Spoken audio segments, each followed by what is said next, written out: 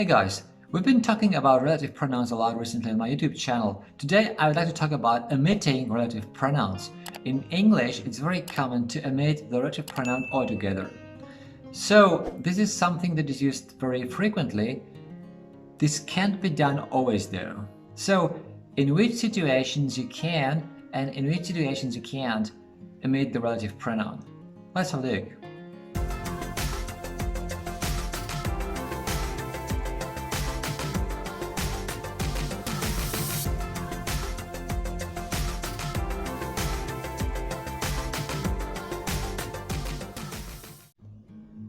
So today we're talking about omitting relative pronouns. It's very common in English to omit relative pronouns. We typically do it in informal context. This can't be done always though. If the relative pronoun is the subject of a relative clause, it usually can't be omitted. Have a look. The guy who collects stamps has a dog. We just can't omit this pronoun here.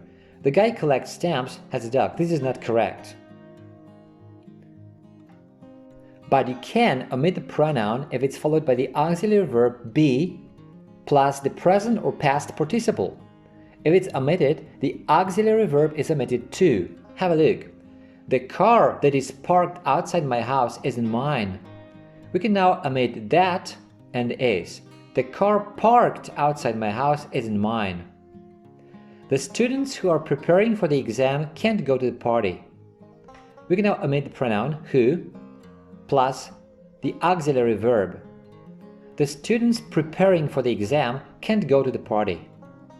The child who was kidnapped by the terrorists can't speak English, or the child who has been kidnapped by the terrorists can't speak English.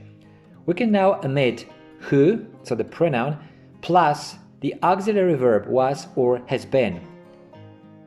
And we get the child kidnapped by the terrorists can't speak English.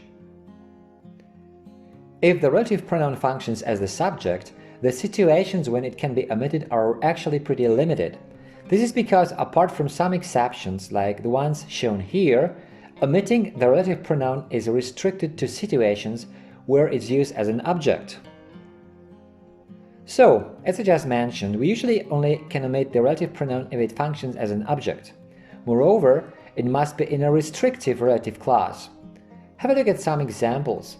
In each of them, we can omit the relative pronoun and the sentence will still be fine. So, the painting which you are looking at was painted by the famous artist. We can now omit this pronoun. The painting you are looking at was painted by a famous artist. The car that you wanted to buy was just sold to someone else. Let's leave it out. The car you wanted to buy was just sold to someone else. The teacher whom I met was very nice. We can omit this pronoun and we get the teacher I met was very nice. You will normally use the relative pronouns in more formal contexts and omit them in less formal ones.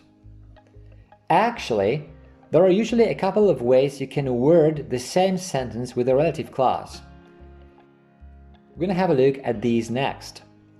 So, as I just mentioned, we usually use the relative pronoun in more formal contexts and leave them out in less formal ones.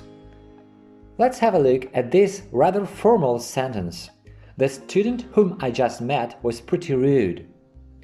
To make it a little less formal, we can use who instead of whom. The student who I just met was pretty rude. In an informal context, we would omit the pronoun altogether. The student I just met was pretty rude. Now, there are even more options if there is a preposition. We're going to talk about relative pronouns as objects of prepositions in the next part of the series, but here's just an example. The sentences are ordered from most formal to least formal. So the most formal is: the girl with whom you were dancing is an actress. A little less formal is: the girl whom you were dancing with is an actress. Then we have: the girl who you were dancing with is an actress, less formal than this. The girl that you were dancing with is an actress, even less formal than this. The girl you were dancing with is an actress, so here we omitted the pronoun altogether, and this is the least formal version. So as you can see, there are many ways to say the same thing. Okay, that's it for this video. If you like it, a thumbs up would be great. Also, make sure to subscribe for future videos. If you want to leave a comment or ask a question, you're welcome to do so. Thanks for watching.